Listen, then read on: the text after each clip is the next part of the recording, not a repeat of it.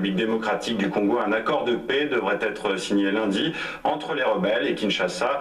Au Kivu, des centaines de rebelles se sont rendus et certains seraient coupables d'exactions. Le reportage à Goma de Mehdi Medeb.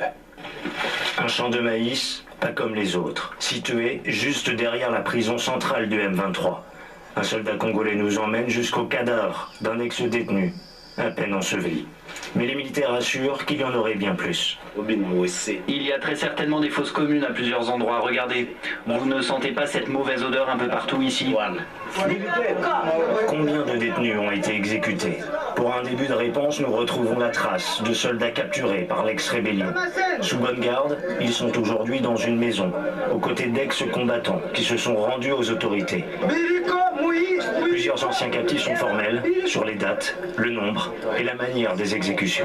Le 5 septembre, on avait exécuté 13 personnes et encore le 12 octobre, on avait tué aussi 8, qui fait au moins 21 personnes qui ont été exécutées. Souvent, on n'utilisait pas des armes pour tuer parce que les opérations se faisaient pendant la nuit.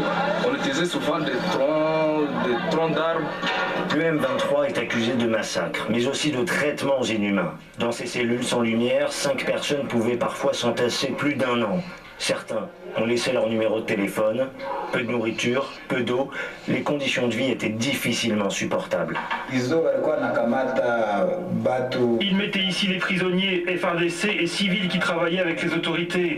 Ils les maltraitaient et certains sont morts.